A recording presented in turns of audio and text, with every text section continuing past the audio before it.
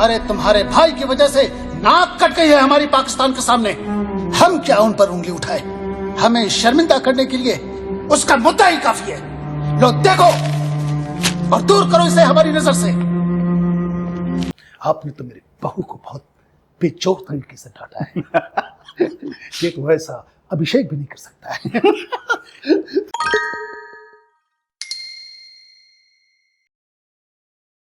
तो दोस्तों आज हमारे साथ हैं पूर्व आईएएस। जी हाँ, एक पूर्व आईएएस, एक जिंदा दिल इंसान, एक बहुत ही प्यारे कलाकार और बिहार की शान, बिहार की जान। जी हाँ, कौन है? आप सबने अभी तक गैस कर ही लिया होगा, मुझे अच्छे से पता है कौन है। ज्योति कलश। जी हाँ, ज्योति कलश आईएएस। तो सर, मैं आपका हमारे प्रोग्राम में बहुत बहुत स्वागत करता हूँ। आपने हमारे लिए वक्त निकाला सर, थैंक यू सबसे पहले तो आपको। सर अश्वनी, सबसे पहले तो मैं तुम्हें थैंक्स दे रहा हूँ, धन्यवाद दे रहा हूँ कि दर्शकों के बीच आपने मुझे लाया, और दर्शकों को हमारी बहुत बहुत शुभकामनाएं आने वाली दिवाली और दशहरा के लिए। तो सर देखो सर, हमारे पास ज़्यादातर हमारे बच्चे हैं सर। हमारे लिए बच्चे ही हैं क्योंकि हमारे साथ उससे जुड़े रहते हैं, उन भावनाओं से जुड़े रहते हैं। जो हमारे व्यूअर हैं वही दोस्त हैं हमारे। सर इनके छोटे छोटे सवाल हैं, वही छोटे छोटे सवाल मैं आपसे जानना चाहता हूँ। इसलिए मैंने आपको बड़े मुश्किल से ट्रैक किया, पकड़ा, क्योंकि आप लोग बहुत बिजी रहते हैं, आपका शेड्यूल बहुत टाइट रहता है। सर एक सबसे पहला जो सवाल मैं आपसे करना चाहता हूँ कि आपने आईएएस में आना ही क्यों चुना? क्योंकि आप एक ऐसे बैकग्राउंड से आते हैं, पढ़े लिखे परिवार से आते हैं। आप और भी किसी सर्विसेज में जा सकते थे, बिजनेसेस में जा सकते थे। ऐसा नहीं है कि आपको आईएएस में ही आना था, सिविल सर्विसेज में आना था। आपने सबसे पहले चुना क्यों है सर? इसका कारण ये है कि हमारे फादर मदर या बड़े चाचा या चाची या दादा सारे शिक्षक हैं, सब यूनिवर्सिटी प्रोफेसर्स, और सबका अध्यापन में रुचि रही। तो एक परिवार का वातावरण था कि वहाँ ज़्यादा पढ़ाई लिखाई पर जोर था, और पेरेंट्स का ये कहना था कि हम लोगों ने इतना यूनिवर्सिटी में अपनी कंट्रीब्यूशन दी है, योगदान दिया है, अब चाहेंगे कि तुम लोग भारत सरकार की सेवा करो।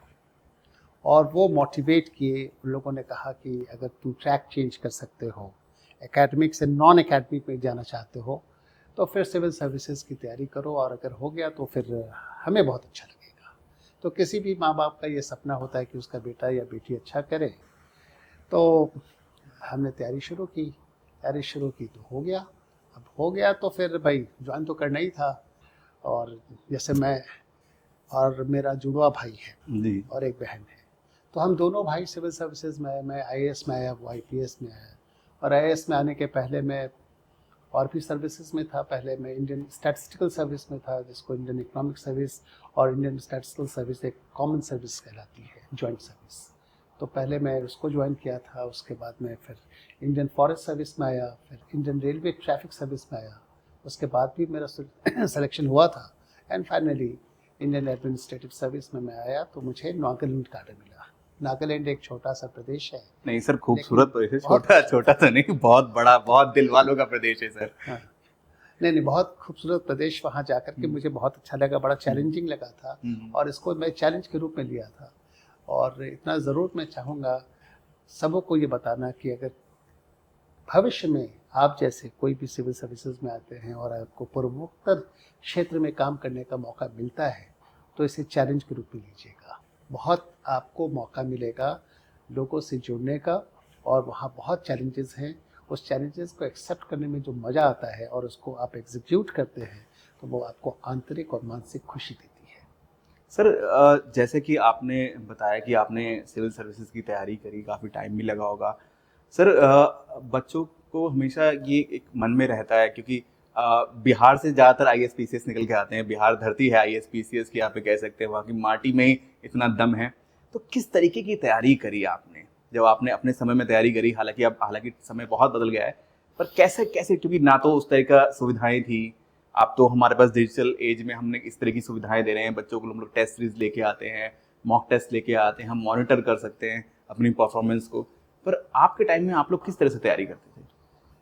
एक्चुअली सिस्टम बिल्कुल बदल गया है। हमारे समय का सिस्टम, एक तो मैं ये बोलूँगा कि हमारे समय सब्जेक्ट 2 हुआ करते थे जब आदमी मेंस देता था, और उसके अलावा जनरल स्टडीज़ हुआ करता था। आज के डेट में एक ही सब्जेक्ट है और एक जनरल स्टडीज़ है और एक एबिलिटी टेस्ट है, जिसको कहते हैं कि एनालाइज करके आप आंसर्स को ना अटेम्प्ट करते हैं। चीज़ें बहुत बदल गई हैं, लिमिटेशन ऑफ वर्ड्स हो गया है। किसी भी क्वेश्चन का आंसर लिखने में आप 50 वर्ड में या 100 वर्ड में या 200 में या 250 या 300 वर्ड्स में आप किसी क्वेश्चन का आप आंसर लिख रहे हैं। हमारे समय इसकी शुरुआत हुई थी जी। हम लोग का सिस्टम, पुराना सिस्टम चला आ रहा था। एक नया सिस्टम ज़रूर इंट्रोड्यूस हुआ था हमारे ज्वाइन करने के करीबन 5-6 साल पहले से वो चल रहा था कि प्रिलिमिनरी एग्जामिनेशन आ गई थी कि पहले आप प्रिलिमिनरी टेस्ट देते हैं जी। उसमें ऑब्जेक्टिव टाइप टेस्ट हुआ करता था। उसके बाद आप जब क्वालिफाई करते हैं तो मेंस के लिए, जिसमें आप हमने बताया कि 2 सब्जेक्ट अभी भी इसी तरह से है? नहीं, अभी फ़र्क आ गया है जी।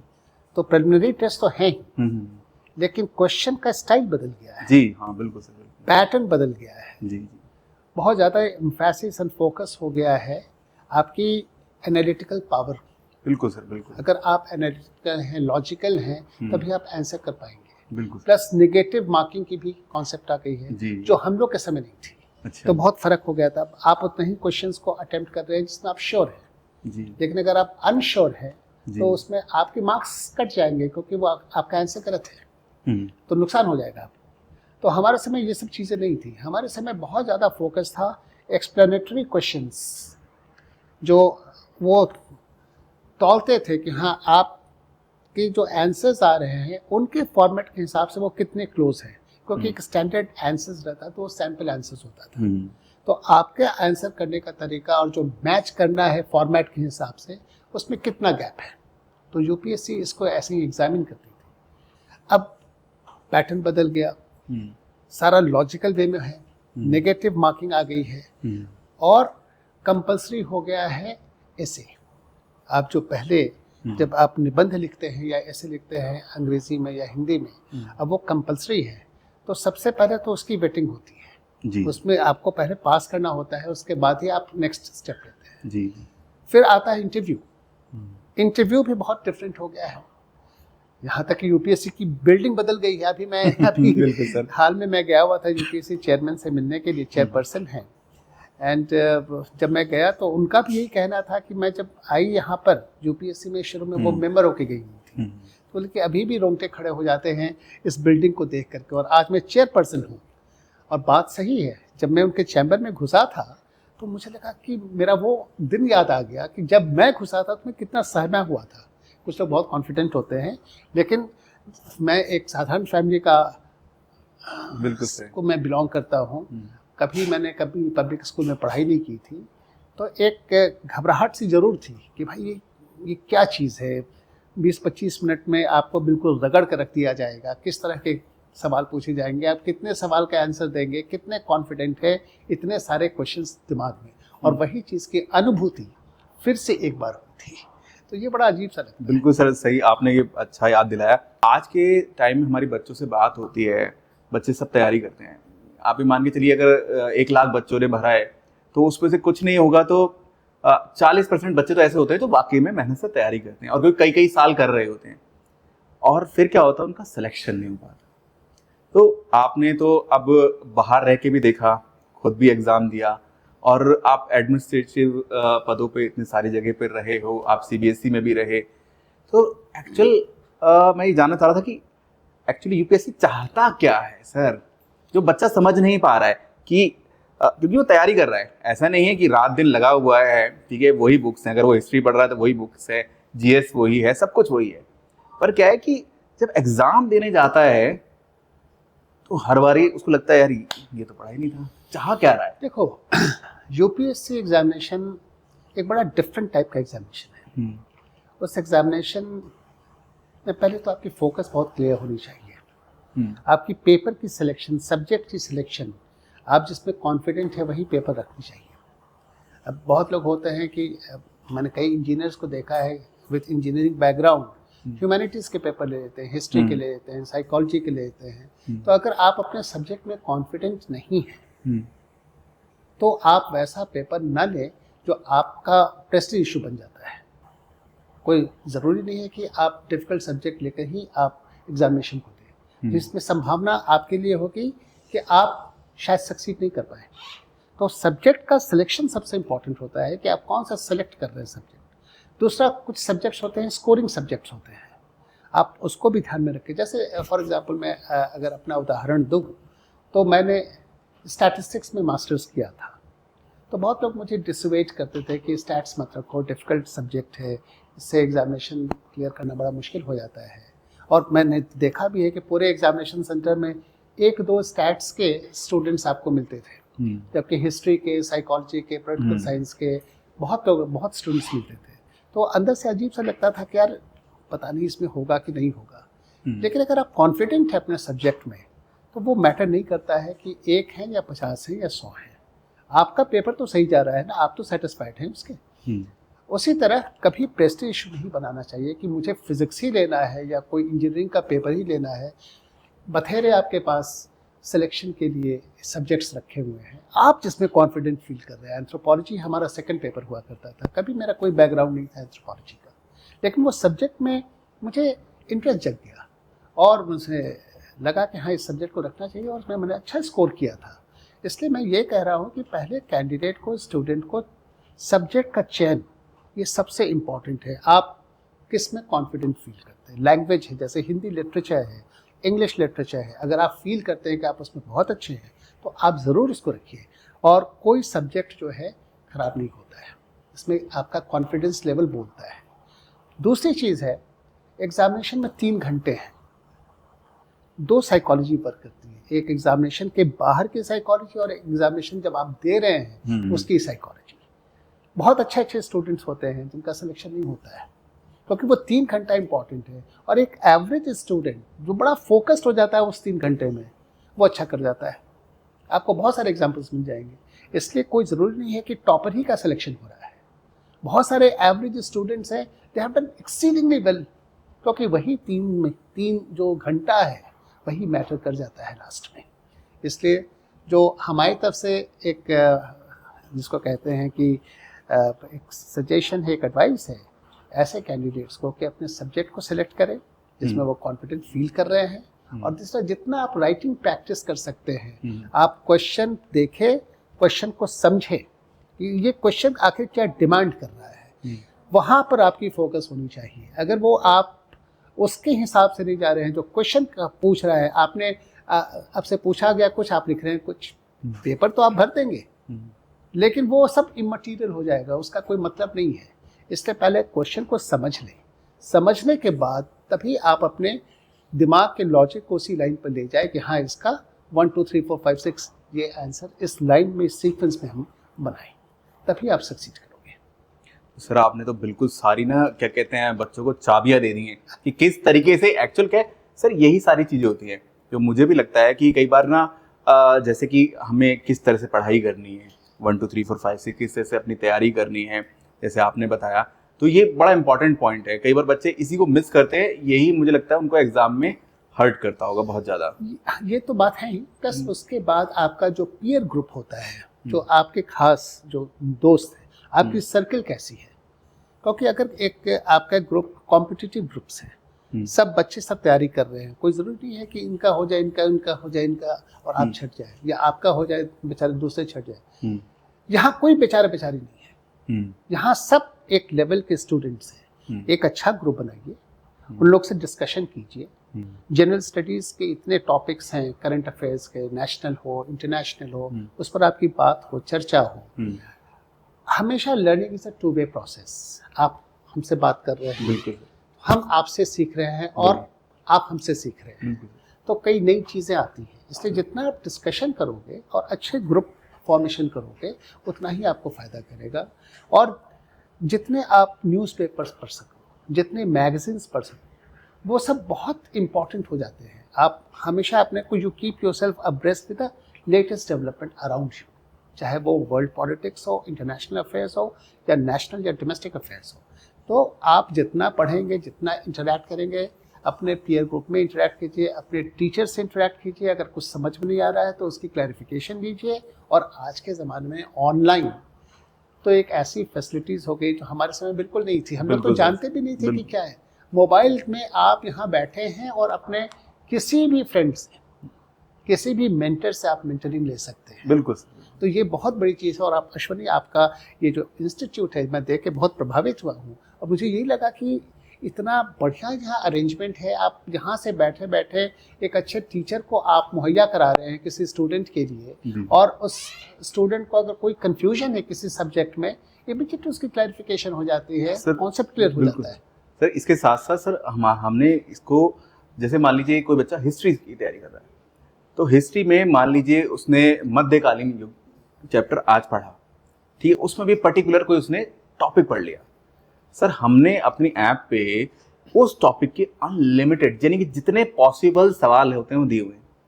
आप जाइए उन सवाल को लगाइए, आपको ये पता लग जाएगा कि आपने जो पढ़ा है वो ढंग से पढ़ा है या नहीं पढ़ा है। आपको लगता है आपकी स्कोरिंग सही आ रही है, सही से पढ़ा है, अगले चैप्टर में पढ़ जाओ।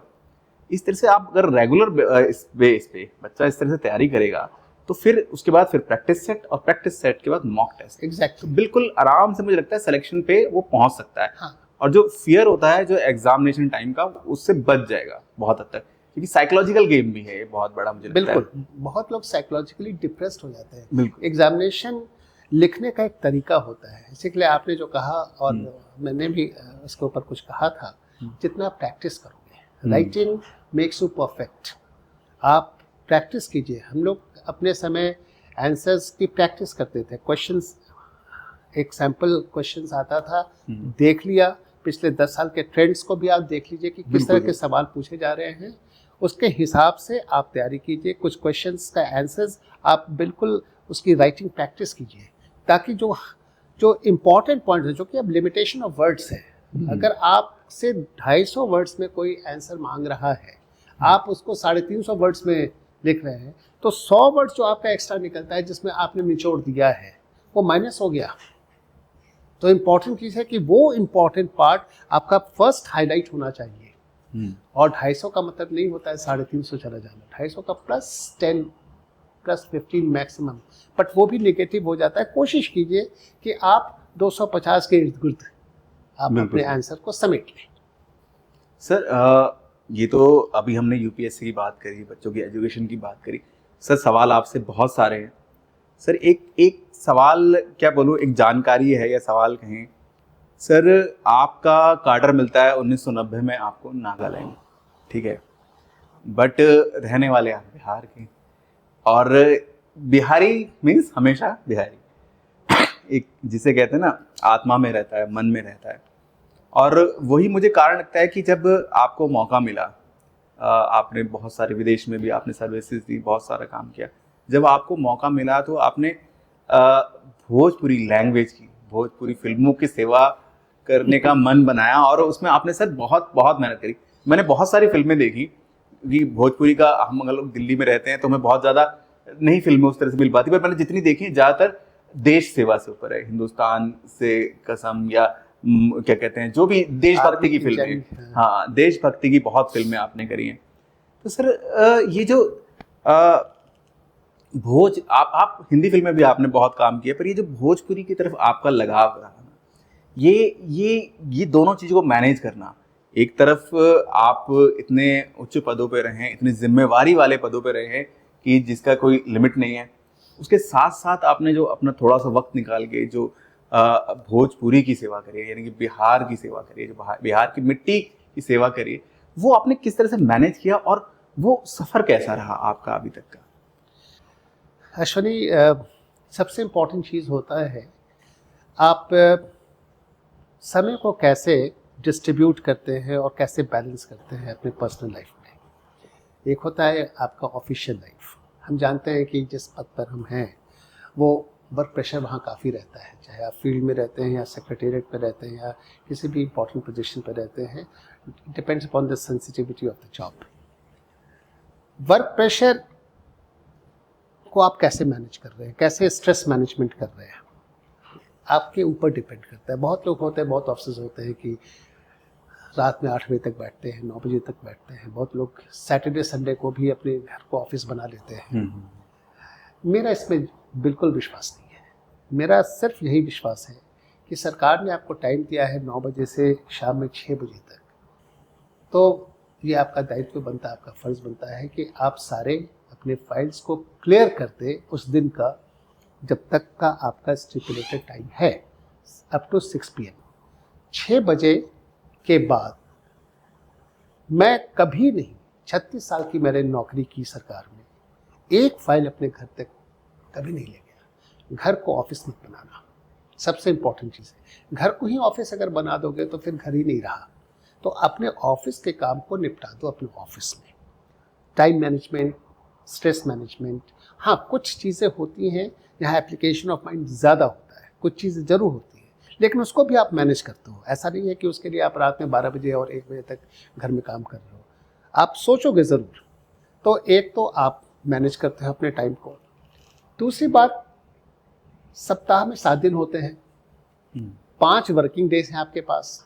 पूरी आपकी कोशिश होती है कि सरकार को बेस्ट से बेस्ट दे, पब्लिक सेवा बेस्ट से बेस्ट करे। तो उसमें तो कोई कॉम्प्रोमाइज़ ही नहीं है। आप सवेरे 9 बजे ऑफिस पहुंचते हैं, 6 बजे निकलते हैं, लेकिन 6 बजे के बाद यहाँ से टाइम टिक टिक करता है, and that is your personal time. अब इसमें डिपेंड करता है कि फ्राइडे की शाम से लेकर मंडे 8 बजे तक, मतलब फ्राइडे की पूरी रात आपको मिली, सैटरडे का पूरा दिन पूरी रात मिली, संडे का पूरा दिन पूरी रात, और सवेरे फिर आपका ऑफिस टाइम स्टार्ट होता है। इस 2.5 दिन को आप कैसे यूज़ करते हैं? किसी का इंटरेस्ट होता है किसी फील्ड में, कोई बहुत अच्छा पेंटर होता है, कोई बहुत अच्छा गायक होता है, कोई बहुत अच्छा लेखक होता है, कोई बहुत अच्छा अदाकार होता है, तरह तरह के लोग, इंस्ट्रूमेंट्स बहुत लोग बजाते हैं, स्पोर्ट्स में बहुत दिलचस्पी होती है। तो आपकी जिसमें रुचि है, जिसमें आपका इंटरेस्ट है, मैं ज़रूर आपके माध्यम से कहना चाहूँगा कि उस रुचि को सप्रेस मत करना, उसको लाओ अपने सामने, निखार लाओ उसमें। लिखते हो तो और लिखो, गाते हो तो गाओ। प्लेटफॉर्म्स आपको आज के ज़माने में इतने हैं, बिल्कुल आपको मौका इतना मिल रहा है, इतने अच्छे अच्छे गायक हैं जो ऑफिसर्स हैं, इतने अच्छे गायक हैं कि विश्वास नहीं होता है कि ये सर्विस में कैसे आ गए। उसी तरह बहुत अच्छे कलाकार हैं जो सर्विस में रहते हुए बहुत पिक्चरों में काम किए हैं। आपने कहा भोजपुरी की सेवा मैंने ज़रूर की है, बहुत सारे पिक्चर में मैंने काम किया है एज ए कैरेक्टर आर्टिस्ट। करीबन 100 के आसपास भोजपुरी पिक्चर किया और करीबन 20 के आसपास हिंदी मूवीज़ की है। तो आप टाइम को मैनेज करते हो, ये आप पर डिपेंड करता है। नहीं मैनेज कर पाते हो तो फिर आप अपने इंटरेस्ट को फिर प्रोफेशन में मत डालो, फिर तो दोनों दो चीज़ें हो गई। लेकिन अगर आप मैनेज कर पाते हो तो आप ज़रूर अपने इंटरेस्ट, अपने हॉबी को परस्यू करो, पढ़ाओ, एक कंट्रीब्यूट करोगे सोसाइटी को, एक अच्छा मैसेज दोगे, and there is nothing wrong with it. Sir ये तो आपने भोजपुरी के बारे में बताया कि किस तरीके से आपने शुरू किया, कैसे सर जो आपने एक बहुत इंपॉर्टेंट पॉइंट इसमें रेज किया कि टाइम मैनेजमेंट और पर्सनल लाइफ मैनेजमेंट आपने बात करी यहाँ पे, ये बहुत इंपॉर्टेंट पॉइंट है। जैसे कि आजकल के देख रहे हैं बच्चों में स्ट्रेस बहुत हो रहा है, इवन जो वर्किंग प्रोफेशनल्स हैं उनमें बहुत स्ट्रेस हो रहा है। अभी हमने देखा है हाल की घटना हुई, एक किसी लड़की ने शायद सुसाइड कर लिया स्ट्रेस के वजह से, तो वो जॉब में थी। तो वो इसके लिए आपने जो ये बात कही है बहुत अच्छा उदाहरण है। पर सर एक बहुत इंपॉर्टेंट सवाल सर आपसे, सर ऐश्वर्या राय को डांट के आपको कैसा लगा? अरे तुम्हारे भाई की वजह से नाक कट गई है हमारी पाकिस्तान के सामने। हम क्या उन पर उंगली उठाए? हमें शर्मिंदा करने के लिए उसका मुद्दा ही काफी है। लो देखो और दूर करो इसे हमारी नजर से। सर ये बहुत इंपॉर्टेंट क्वेश्चन है, सारी दुनिया जानना चाहती है, India wants to know. Okay हाँ, ये एक्सपीरियंस रहा। एक पिक्चर मैं कर रहा था सरबजीत, और सरबजीत में जो मुझे किरदार करना था वो एक पॉलिटिशियन का किरदार था। चीफ मिनिस्टर पंजाब के साथ में था, और ऐश्वर्या राय हर जगह गुहार लगा रही थी अपने भाई सरबजीत के लिए कि उसको, जो पाकिस्तान के जेल में बंद था, भारत सरकार या राज्य सरकार किसी ढंग से आपस में मेल जोल करके पाकिस्तान की सरकार से बात करके उसे रिहा करे, और वो हो नहीं पा रहा था। तो मुझे जो कैरेक्टर मिला था as a MLA in this movie, तो मैं CM साहब को छोड़ करके फिर मैं ऊपर जाता हूँ, और फिर ऐश्वर्या राय मुझे कहती है कि मेरा भाई जेल में बंद है, कुछ करो इसके लिए। तब हमारी एक डायलॉग होती है, और जो डायलॉग होती है उसका सार यही था कि किस तरह के भाई की तुम बात कर रही हो, जिसने बॉम्ब ब्लास्ट किया पाकिस्तान में और उसने नाक कटा दी हम सबों की, उसके लिए तुम गुहार लगा रही हो। और हमने बहुत डांटा है और उसके ऊपर पेपर फेंका है। और वो टर्निंग पॉइंट है सरबजीत का, छोटा ही सा रोल है लेकिन वो टर्निंग टर्निंग पॉइंट है। लेकिन अब आपके क्वेश्चन का मैं जवाब दूं। ये पिक्चर ऑस्कर के लिए नॉमिनेट हुई थी, कांस की हुई थी। ऐश्वर्या राय अमिताभ के साथ बैठे हुए थे, तो मुझे कांस जाने के लिए भी कहा गया था क्योंकि इसकी वहाँ प्रीमियर होने वाली थी। मेरी शायद इलेक्शन ड्यूटी आ गई थी इसलिए मैं जा नहीं सका, लेकिन मुझे कॉल आया ऐश्वर्या राय, उसने कॉल किया क्योंकि ये सीन बड़ा इम्पोर्टेंट था, तो वही जान पहचान मेरी हुई थी। उसने कहा कि अभी हम लोगों ने इस प्रीमियर को देखा है, सो अमित जी आपसे बात करेंगे, अपने ससुर के बारे में उसने कहा। तो मुझे अजीब सा लगा कि अमिताभ बच्चन मुझसे बात करेंगे, ऐसी क्या बात हो गई। तो अमिताभ बच्चन जब फोन पर आए तो उन्होंने कहा कि हाँ, अच्छा आप ही का नाम ज्योति गणेश है, आपने तो मेरी बहू को बहुत बेजोड़ तरीके से डांटा है। ये तो ऐसा अभिषेक भी नहीं कर सकता है। तो मैं सुना, बड़ा मजेदार बात है सर। मुझे लगा कि अमिताभ को भी लगा कि हमने डांटा है उनकी बहू को। मुझे थोड़ा सा ये कटपटा सा लगा था, बट वो तो एक कैरेक्टर था, उस कैरेक्टर को मैंने निभा दिया। लेकिन एक सेंटेंस उन्होंने और ये कहा था कि आपकी आवाज में वो सरकारी अफसर की बू आ रही है। सर एक बात बताओ, घर पे भी रिएक्शन हुआ होगा सर ये सीन देख के? हाँ, यार डांट के भी आए तो ऐश्वर्या राय। तो हमने अपनी वाइफ को कहा था अगली बार से तुम मुझे मत डांटना, जब मैं ऐश्वर्या राय जो मिस वर्ल्ड हुआ करती थी उसको डांट दिया तो तुम किस खेत की मूली हो। तो सर फिर तो घर में उसके बाद चाय आपको बनानी पड़ी या मिल रही है? ये तो जोक की बात है, लेकिन अच्छा, ये अंदर की बात है। लेकिन हाँ, एक बड़ा अच्छा वो हमको मौका मिल गया था अपनी वाइफ को कहने का कि अब मत डांटना। सर पर देखो, ये जिसे कहते हैं ना, किसी को ऑस्कर मिला, किसी को कोई बड़ा अवार्ड मिला, पर ये भी लाइफ टाइम अचीवमेंट अवार्ड से कम नहीं है कि दुनिया की सबसे खूबसूरत लेडी को आपने डांटा सर। ये बहुत बड़ी बात है सर। हमसे अपनी बीवी नहीं डांटी जाती, कोई बात नहीं सर, होता है। कहते हैं ना, रियल लाइफ और रियल लाइफ में बहुत डिफरेंस है। वो रियल लाइफ था। तो सर ये तो बड़ा मजेदार किस्सा हो गया, मेरी हंसी रुक नहीं रही है, कोई बात नहीं। तो सर एक और बड़ा मजेदार किस्सा है।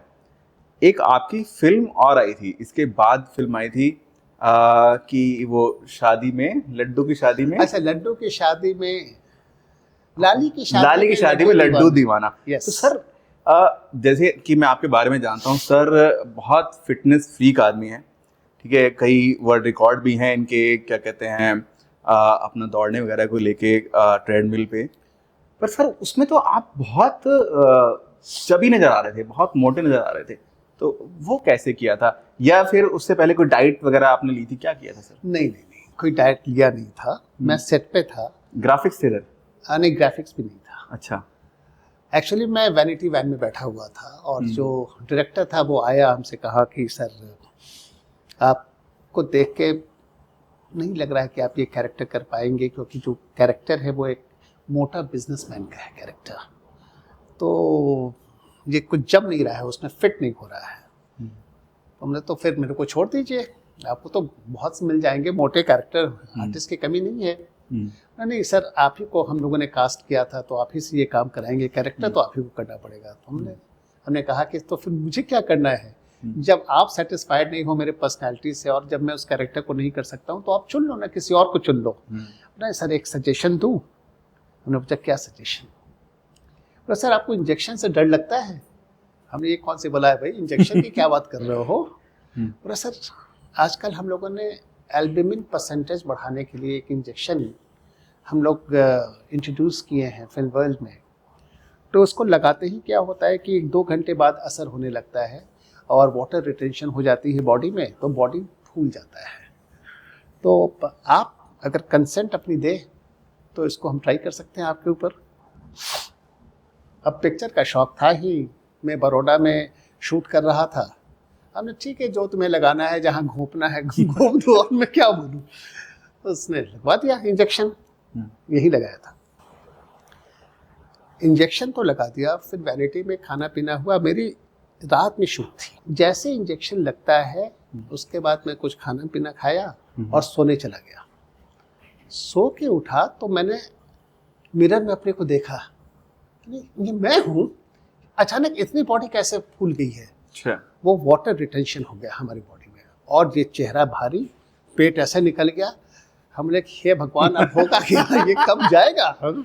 खैर मैंने 3 दिन की शूट थी, 3 दिन के शूट में मैं फूल फाल करके वो सब खैर कैरेक्टर मैंने कर दिया। मैंने एक ही सवाल उससे पूछा डायरेक्टर से कि ये वजन उतरेगा कब। तो बोला सर ये उतर जाएगा, ये 24 घंटे या 72 घंटे तक मैक्सिमम रहेगा, उसका धीरे धीरे उतर जाएगा।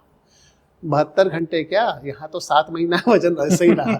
मोटे के मोटे दिख रहे थे, सब घर में पूछ रहे थे तुमको हो क्या गया है। घर वाली पूछ रही है तुम कैसे वजन बढ़ गया है। अब मैं क्या बोलूँ, अगर मैं बोलूँगा कि मैंने इंजेक्शन लगवाया है और उससे अपने को मोटा किया है तो कि तुम्हारा दिमाग खराब है, यही बोलेंगे ना कोई कि तुम पढ़े लिखे आदमी हो और इंजेक्शन लगवाओगे मोटा होने के लिए। हम लोग नहीं, ऐसी ये हार्मलेस इंजेक्शन थी, लगवा दिया है, सब निकल जाए। लेकिन हाँ समय लगा था धीरे धीरे नॉर्मल होने में। तो एक ये बड़ा इम्पोर्टेंट और बड़ा एक मेमोरेबल एक्सपीरियंस रहा है। सर आपके लाइफ में तो जहाँ तक मैं जानता हूँ सर को इतने सारे इंटरेस्टिंग एक्सपीरियंस हैं, इतनी सारी तूफानी एक्सपीरियंस है, क्या बोलूँ कि जिसे आप सुन के सोच के रोंगटे खड़े हो जाते हैं। जैसे कि एक बार जो हम बात चली 2012 में ना सर, जो आशियान जो कार रैली का, वो आप अगर उसकी क्लिप्स अभी भी अगर यूट्यूब पे पड़ी हुई है सर, तो हम देखते हैं लाखों बच्चे बूढ़े सब लाइन से किनारे खड़े हुए हैं। मुझे लगता है इंडिया में इसकी कल्पना नहीं की जा सकती। बड़े बड़े फिल्म स्टार के लिए इतना लाइन नहीं लगता है सर। ये कैसा लगा आपको, वो कैसा माहौल कैसा था सर? मैं बहुत लकी अपने को समझता हूँ कि मुझे भारत सरकार ने चुना। 2 बार मैंने इंडिया को रिप्रेजेंट किया आशियान इंडिया कार रैली। पहली बार मैंने रिप्रेजेंट किया था 2004 में और दूसरी दफ़ा 2012 में। और ये जो हमारी रूट थी 9000 किलोमीटर्स की, वो गुवाहाटी से बाटेम इंडोनेशिया में, जहाँ पर सुनामी आया था, मैक्सिमम असर हुआ था बाटेम में इंडोनेशिया में। तो ये जो 9000 का स्ट्रेच था, सो गुवाहाटी से आप म्यांमार जाते थे, म्यांमार से आप लाओ पीडीआर जाते थे, लाओ पीडीआर से आप वियतनाम गए, वियतनाम से कंबोडिया गए, कंबोडिया से आप थाईलैंड गए, थाईलैंड से आप मलेशिया गए, मलेशिया से सिंगापुर गए, सिंगापुर के बाद इंडोनेशिया गए। ये complete 9 countries, south east Asian countries की रूट थी। जो आपने कहा कि लाखों की संख्या में रोड के दोनों तरफ लोग खड़े रहते थे, मैं तो खुद YouTube पे अभी भी देखे थे। हाँ, ये अद्भुत एक्सपीरियंस रहा है और इस एक्सपीरियंस को मैं अपनी ज़िंदगी में तो कभी नहीं भूल सकता कि एक ऐसा एक्सपीरियंस है जो शायद बहुत कम लोग को मिलता होगा। मैंने देखा है कि जब हम सिटी पहुंचते थे, फॉर एग्जांपल अगर वियतनाम का नाम ले, हो चिन मिन सिटी जो कैपिटल है वहाँ की, तो चूँकि हम लोग रोड से जा रहे थे तो वायरलेस पहले से हम लोग को आ जाता था, वॉकी टॉकी पर डायरेक्शंस मिल जाते थे कि आप अपने स्पीड को स्लो कर लें, क्योंकि आप एक हैबिटेशन के पास हैं, ठीक है, कोई गांव आ रहा है और सामने तो मैप रहता ही था, जीपीएस रहता ही था। तो हम लोग की गाड़ी की स्पीड कम होने लगती थी और धीरे धीरे हम लोग को देखने लगता था कि भाई अब आदमी सब दिख रहा है दोनों तरफ, तो स्पीड आप रिड्यूस करके 20 kmph तक ला देते थे। कहाँ आपकी स्पीड होती थी 240, 260, उसको आप धीरे धीरे रिड्यूस करके 20 तक ला रहे हैं। उसकी वजह चूँकि दोनों साइड हजारों लाखों की संख्या में तादाद में लोग खड़े हैं, बारिश हो रही है, छाता लगा कर के लोग खड़े हैं, धूप में कहीं कहीं लोग ऐसे ही खड़े हैं और आपका कोई सिर छू रहा है, कोई हाथ छू रहा है, कोई गाड़ी छू रहा है, कोई ब्लेसिंग्स दे रहा है, कोई चैंटिंग कर रहा है। और मैं क्या बताऊं, वो एक ऐसा अद्भुत एक्सपीरियंस है जिसको हम कभी नहीं भुला सकते। I am very thankful to God, ये ऐसा 2 एक्सपीरियंस मुझे मिला 2004 और 2012 का, वो अविस्मरणीय है। सर यहाँ तुम चलो इंडोनेशिया तक पहुँच गए बातें करते, क्योंकि इतनी सारी जानकारी है जो मुझे आपसे लेनी है, पर मुझे लगता है कि एक पॉडकास्ट में तो बहुत ही मुश्किल होगी। सर इससे आगे चलते हैं हम लोग अफगानिस्तान में आपके क्या क्या एक्सपीरियंस है? अफगानिस्तान में 2007 में गया था, यूनाइटेड नेशंस के एक असाइनमेंट पर भारत सरकार ने भेजा मुझे और मैं मिनिस्ट्री ऑफ एजुकेशन वहाँ देखता था, हायर एजुकेशन, डिज़ास्टर मैनेजमेंट, तो ये सब मेरा एरिया ऑफ एक्टिविटी था। अफ़गानिस्तान एज ए कंट्री बहुत खूबसूरत कंट्री है, लेकिन इट्स अ वॉर रैवेज्ड कंट्री। हर चीज़ जीर्ण शीर्ण हो गया है। लेकिन एक समय कहा जाता था जब किंग ज़ाहिर शाह था वहाँ पर, उसको यूरोप का हनीमून स्टेशन समझा जाता था काबुल को। काबुल का बाबुल तो कहते ही थे। और मैंने देखा था सड़कों पे वही ट्राम लाइंस जैसे कलकत्ता में है, उस ज़माने में बहुत साल पहले शायद एशिया में फर्स्ट था जहाँ अफ़गानिस्तान में ट्राम लाइंस बैठाए गए थे। लेकिन उस सबको जो हुकूमत जब तालिबान की आई थी, सबको उखाड़ दिया था। बड़ा अजीब सा कभी कभी लगता था कि जितने पेड़ के दरख्त होते थे तो वहाँ के तालिबान लोगों ने काट दिया था, क्योंकि वो शूट करने के लिए उनको क्लियर व्यू देखना चाहिए था। इसलिए बड़े बड़े पेड़ कटे हुए थे वहाँ पर। कभी कभी अजीब सा लगता था कि रोड पर आपकी गाड़ी जा रही है तो हम लोग को हिदायत दी गई थी कि कभी आप अपने गाड़ी की विंडो स्क्रीन जो है उसको कभी आप खोलेंगे नहीं, कितना भी बाहर से खटखट करें, क्योंकि जो वॉर विक्टिम्स हैं वहाँ पर, किसी का पाँव कटा हुआ है, किसी का हाथ कटा हुआ है, किसी की आंख एक नहीं है, इस तरह के आपको कई केसेस दिखे। महिलाएं भी हैं जो बुर्का क्लैड हैं, और किसी की उंगली पाँव की गई है या किसी की हाथ की उंगली गई है, वो दौड़ जाते हैं आपके पीछे और वो लपकते हैं, तो उसमें एक्सीडेंट होने का बहुत खतरा होता है। क्योंकि अगर आपकी विंडो स्क्रीन खुली है तो वो लपक जाएंगे कुछ पैसे के लिए, वो खैरात मांगते हैं। तो हम लोग को हिदायत दिया गया था कि कभी नहीं अपनी गाड़ी की विंडो जो है उसको, स्क्रीन को हमेशा हम बंद करके रखिएगा। तो हम लोग बंद करके रखते हैं, लेकिन बड़ा अफसोस लगता था कि इस तरह की चीज़ें होती थी वहाँ पर।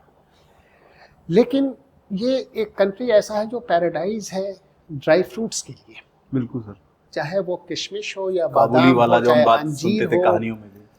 मतलब इतना मैंने देखा है। हम लोग के जिस कैंपस, यूएन कैंपस में रहते थे, तो अंगूर इस तरह की वैरायटी तो मुझे कहीं दिखी नहीं। इतने बड़े बड़े लंबे लंबे दाने।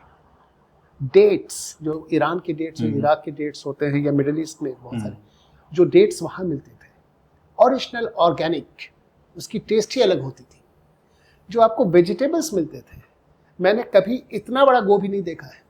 अच्छा, इतना बड़ा, कभी इतना बड़ा टमाटर नहीं देखा है, और वो सब ऑर्गेनिक, कमाल की बात है। कोई ब्रीडिंग नहीं, एंड एकदम ओरिजिनल जिसको कहते हैं, वो चीज़ वहाँ दिखती थी। खूबसूरती, ऐसे ही पर्शियन ब्यूटी है वहाँ पर, बेहद खूबसूरत लोग। पठानी तो ऐसे भी बहुत सुंदर होते हैं देखने में, भगवान ने उनको खूबसूरती दी है। जो बदनसीबी है वो साथ साथ इसके साथ जुड़ गई जब से वहाँ पर ये प्रॉब्लम स्टार्ट हुआ है। लेकिन जो सबसे बड़ा इंसिडेंट हुआ था, जो कि मुझे झकझोर दिया था, वो इंडियन एम्बेसी काबुल के ऊपर अटैक हुआ था, और उस अटैक में मेरा ही बैचमेट मारा गया था। तो वो बड़ा एक ख़राब इंसिडेंट था, बड़ा ट्रैजिक इंसिडेंट था। लेकिन समय बहुत अच्छा निकला। वहाँ पर सबसे इम्पोर्टेंट जो असाइनमेंट मुझे मिला था कि लड़कियों को हायर एजुकेशन में मोटिवेट करने के लिए, क्योंकि तालिबान रजीम में लड़कियों को बहुत पढ़ने नहीं दिया जाता था। एक पॉइंट तक शायद कई बार ऐसा भी हुआ कि पढ़ाई तो बिल्कुल ही वो लड़कियों को नहीं चाहते थे। बिल्कुल, हाँ तो है, और, अभी भी है। और डिज़ास्टर मैनेजमेंट मैं इंट्रोड्यूस करना चाह रहा था, तो मेरा मैंडेट था कि इसको आप हायर एजुकेशन में इंट्रोड्यूस करें और लड़कियों को मोटिवेट करें इस सब्जेक्ट को लेने के लिए। तो इसको मैंने एक चैलेंज के रूप में लिया था। वैसे थ्रेट बहुत था हमारे ऊपर, कई बार मुझे फ़ोन कॉल्स आए, कई बार मुझे स्लिप्स आए कि ये आप ना करें, लेकिन हमने बोला कि अब जो होगा देखा जाएगा। मरना है तो मैं तो दिल्ली भी मर सकता हूँ, पटना भी मर सकता हूँ, कहीं भी मर सकता हूँ। अगर अफ़गानिस्तान में मेरी मौत लिखी है तो उसको कौन रोक सकता है। तो इसको मैंने एक चैलेंज के रूप में लिया था। और मैं आपको बताऊँ आपके माध्यम से, जब मैंने इस कोर्स को इंट्रोड्यूस किया, डिज़ास्टर मैनेजमेंट का course graduation and post graduation level पर, तो 2 लड़कियाँ, लड़के कुछ थे, 10-12 थे, इस कोर्स को ज्वाइन किया। और आज के डेट में ये 2 कहीं हज़ारों में चला गया, हज़ारों में चला गया। कितनी डिग्रियां मिल चुकी हैं, कितने लोग प्रोफेशनल कोर्स करके अपनी करियर को बनाया है हम लोगों ने, जॉब अपॉर्चुनिटीज़ बढ़ गई है यूनाइटेड नेशंस में, वहाँ पर रेड क्रॉस में, इंटरनेशनल रेड क्रॉस सोसाइटी में उनको डिज़ास्टर मैनेजमेंट में जॉब मिला है, कितने प्रोफेसर्स हो गए। तो कहने का मतलब ये है कि आप जब चैलेंजेस फेस करते हैं तो आप फेस करें, और अगर आप कुछ कर जाते हैं तो आपको बहुत संतोष देता है, संतुष्टि देती है, और मुझे इस बात का बहुत सेटिस्फैक्शन है। सर आपने जो महिलाओं की वहाँ पे शिक्षा के लिए जो काम किया है, मुझे लगता है कि वो जो ज्योति आप वहाँ पे जला के आए कहीं ना कहीं उनके अंदर में थी, तो इसीलिए जब दोबारा एक तालिबान का दौर शुरू हुआ और काफ़ी संघर्ष रहा, तो महिलाओं में जो जो एक जैसे कहते हैं ना, आपने एक लालसा जगा दी शिक्षा की, जो अलग जगा दी थी, उसी का कारण है कि अब शायद उतना नहीं है, अब पढ़ रही हैं महिलाएं, शायद बुर्के में हैं पर पढ़ रही हैं, अब उतना इस बार शायद भयानक रूप नहीं मिला है वहाँ पे। सर इसके साथ साथ जैसे आपने सर सीबीएसई को भी देखा, ठीक है, और आपने नागालैंड को इतने साल वहाँ पे मैनेज किया सब। सर जो आज के टाइम में जो हम स्टूडेंट्स को देखते हैं, तो एजुकेशन के लिए या हायर एजुकेशन के लिए किस तरह से उनको अपने आप को प्रिपेयर करना चाहिए, क्योंकि जिस तरह से जॉब की मार्केट सिकुड़ी हुई है, ठीक है, एक हमारे यहाँ एक हमेशा एक ये रहता है कि जॉब्स नहीं है, करियर के लिए बच्चों को प्रॉब्लम है, तो उनको किस तरह से अपने आप को प्रिपेयर करना चाहिए शुरू से, क्योंकि आप गवर्नमेंट जॉब की तैयारी कर रहे हैं, आप प्राइवेट के लिए तैयारी कर रहे हैं, तो अपने आप को किस तरह मेंटली, फिजिकली और इमोशनली और प्लस एजुकेशन वाइज किस तरीके से ओवरऑल उनको अपने आप को प्रिपेयर करना चाहिए? अश्विनी, मैं थोड़ा डिफर कर रहा हूँ जो आप कह रहे हैं। एक ज़माना था जब सब चाहते थे कि सरकारी नौकरी मिले जी, किसी भी लेवल का, चाहे वो क्लास 4 हो, चाहे क्लास 3 हो, या क्लास 2 हो, या क्लास 1 जॉब हो, किसी भी तरह से वो सरकार में घुस जाए। अब वो नहीं है जी, अब इतनी अपॉर्चुनिटीज आ गई है, किसी भी फील्ड में अगर आप एक्सेल करते हैं। आप स्पोर्ट्स देखिए, इतने सारे स्पोर्ट्स एक्टिविटीज होते हैं। सचिन तेंदुलकर तो उतना पढ़ा लिखा नहीं है, MS धोनी उतने पढ़े लिखे नहीं है, कोई डॉक्टरेट तो नहीं है कि कोई PhD कर रहा है या कोई मास्टर्स कर रहा है, स्पेशलाइजेशन कुछ नहीं। उनकी रुचि कहाँ थी? दे वर स्पोर्ट्स लवर। और कहाँ से कहाँ राइज करके आज आपके पास स्पोर्ट्स में यश भी है, पैसा भी है, नाम शोहरत सब कुछ है। उसी तरह आप कोई भी फील्ड है, चाहे पेंटिंग में जाते हैं, चाहे स्कल्पचर में जाते हैं, चाहे आप म्यूजिकल इंस्ट्रूमेंट्स में जाते हैं, या गायकी में जाते हैं, या नृत्य में जाते हैं, अगर आप अच्छा करते हैं तो आपको अपॉर्चुनिटीज़ बेइंतहा मिलती है। आप वहाँ जा सकते हैं, आपको नाम, आपको पैसा, हर चीज़ मिलेगा। एक ज़माना था जिस समय पिक्चरों में लोग जाते थे तो जो परिवार का सबसे खराब लड़का समझा जाता था या लड़की समझी जाती थी कि पढ़ाई लिखाई नहीं कर रहा है, तो ये फिल्म वर्ल्ड में चला गया, बॉम्बे चला गया। आज वैसा नहीं है। आज पढ़े लिखे लड़के लड़कियां जो हैं एक्टिंग में हैं, डायरेक्शन में हैं, अच्छे अच्छे इंस्टीट्यूट से वो पास कर रहे हैं, FTII से किए हैं, नेशनल स्कूल ऑफ ड्रामा से किए हैं, इतने आपके प्राइवेट इंस्टीट्यूट से, डांसिंग इंस्टीट्यूट से। तो कहने का मतलब कि इतना ज़्यादा फैल गया है, अपॉर्चुनिटीज़ आपको इतनी मिल रही है, आप यहाँ बैठे हुए हैं, ऑनलाइन आप सब्जेक्ट पढ़ा रहे हैं, ये कभी हम लोग ने सोचा नहीं था। तो जिस फील्ड में जिसकी रुचि हो, हमेशा मोटिवेट करना चाहिए वो आदमी उसी फील्ड में जाए। जबरदस्ती कोई चीज़ थोपना नहीं चाहिए कि हाँ बेटा तुम सरकारी नौकरी ही करोगे। अब वो एटीट्यूड न पेरेंट्स का है और न खुद का है। अगर मेरा इंटरेस्ट किसी चीज़ में है, अगर मैं उसमें एक्सेल करता हूँ, बेस्ट करता हूँ, तो भगवान हमको सब कुछ देगा। सर ये बात आपने बिल्कुल ठीक करी, क्योंकि ये मैंने भी अपनी क्लास में एक बार नोट किया। एक लड़का आता है, वो बोलता है कि सर मैं पढ़ाई करता हूँ, तो जैसे ही किताब लेके बैठता हूँ नींद आने लगती है। मैंने कहा यार ये क्या तरीका, मैंने किसी डॉक्टर से मिल लो, हो सकता है कोई भाई विटामिन की कभी उस वजह से भी कई बार होता है। कह रहे पर सर मैं पार्ट टाइम ना शादी में फोटोग्राफी करता हूँ, तो जब फोटोग्राफी करने जाता हूँ तो मैं रात भर काम करता हूँ, मुझे बिल्कुल नींद नहीं आती। तो मैंने कहा भाई उसका तेरा पैशन ये है, उसका वही काम कर, तो गलत जगह पड़ा हुआ है। तो कह रहे पर मेरे पेरेंट्स मानते नहीं है इसके लिए। तो मैंने कहा पेरेंट्स से डिस्कस कर, इसके भी अच्छे इंस्टीट्यूट्स हैं, वहाँ पे जाओ, सीखो, उसमें डीप में नॉलेज लो और अच्छे से उस काम को करो।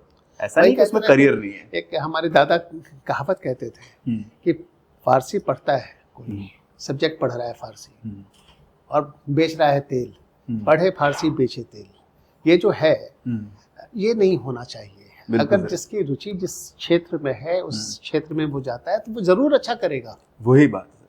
अगर कोई हारमोनियम अच्छा बजाता है, गिटार अच्छा बजाता है, कोई बहुत अच्छा तबला बजाता है, हम्म, तो उसको उसके पेरेंट्स को उसी डायरेक्शन में भेजना चाहिए, बहुत अच्छा निकलेगा वो। बिल्कुल सर, मेरे को भी ऐसे ही लगता है। और सर चलते चलते एक और इम्पोर्टेंट चीज़ सर आप हैं, आपने अभी बातें करी, हॉबीज़ की बातें करी कि बच्चों को अपने हॉबीज़ पे ध्यान देना चाहिए। हॉबी को कैरियर बनाना कोई बुराई नहीं है आजकल, क्योंकि अपॉर्चुनिटीज तरह की बहुत सारी हमारे पास अवेलेबल है। तो सर चलते चलते मैं सर भोजपुरी का कोई आपसे एक गाना जरूर सुनना चाहूँगा क्योंकि मुझे पता है सर आप बहुत अच्छा गाते हैं, बहुत आपके यूट्यूब पर बहुत चाहने वाले हैं, और इवन आपके ब्रदर बहुत अच्छा गाते हैं, मैंने सुना है। तो सर भोजपुरी का कोई जो जो बिल्कुल जो मट्टी की महक वाला सर। एक गाना याद पड़ रहा है, बहुत दिन हो गया अभी गाए हुए, कोशिश करता हूँ अपने दर्शकों को सुनाने के लिए। ये पिक्चर मेरा भारत महान, उसका ये गाना है, जिसका अंतिम जो स्टैंजा है मैंने ही लिखा था। हंसे लुत भाग हमर जाग जाए, हंसे लुत भाग हमर जाग जाए, जा हमरो उमर, जा हमरो उमर, जा हमरो उमर तोहरे के लाग जाए, जा हमरो उमर तोहरे के लाग जाए, हंसे लुत भाग हमर लाग जाए, जा हमरो उमर तोहरे के लाग जाए। सर एक और सर, मैं हाँ सर, क्योंकि क्या होता है वो जैसे जब मिठाई का डब्बा खुल जाता है ना सर, फिर लगता है यार एक पीस से काम चलेगा सर, एक और क्योंकि दिवाली बिल्कुल नज़दीक है और सेलिब्रेशन मूड में है बच्चे। तो सर एक आपका गाना मेरे को बड़ा अच्छा याद आता है, एक आपने छठी मैया पे गाया था सर, छोटा सा 2 लाइन सुना दो सर, हमारे बच्चों को ना वो फील आएगा, क्योंकि अब जल्दी ही दिवाली आने वाली है, उसके बाद छठ पूजन होगा। साल भर के आइल बाटे छठ के त्योहार, साल भर पे आइल बाटे छठ के त्योहार, आज खूब मनाई जा, आप खूब मनाई जा, एजा एजा एजा छठी माई के पूजा कइल जाएला, एजा छठी माई के पूजा कइल जाएला। तो सर छठी माई का ये आशीर्वाद सभी हमारे बच्चों पर, आप पर, हमारे सभी दर्शकों पर हमेशा बना रहे। और सर मैं आपका बहुत बहुत बहुत धन्यवाद करना चाहता हूँ, अपने सभी दर्शकों, हमारे सभी बच्चे जो देख रहे हैं बहुत चाहने वाले हैं सर, बहुत सारे मैसेज आपको आने वाले हैं अब जल्दी। सर आपका बहुत बहुत धन्यवाद, आपने हमारे बच्चों के लिए टाइम निकाला, उनको इतनी सारी जानकारी दी, उनको इतना मोटिवेट किया। सर जल्द ये लोग भी अपना सिलेक्शन लेके अपने तैयारी करके आपसे जरूर मिलने आएंगे। सर बहुत बहुत धन्यवाद, थैंक यू सर। बस अंतिम में मैं यही कहना चाहूँगा, जी मेरे प्यारे बच्चों, अर्जुन से पूछा गया था एक सवाल कि इस चिड़िया में तुम क्या देख रहे हो। बहुत लोगों ने जवाब दिया कि इसमें पंख दिख रहा है, चिड़िया का किसी ने रंग बताया, आंख तक बताया, लेकिन जो पूछ रहा था वो आंसर कुछ और जानना चाह रहा था। बोला अर्जुन तुम क्या देख रहे हो? बोला मैं उसकी पुतली देख रहा हूँ, मुझे भेजना है उसकी पुतली में। यही फोकस तुम सबकी होनी चाहिए, बहुत राइज करोगे। बहुत बहुत हमें शुभकामनाएं, thank you best sir, wishes. Thank you sir.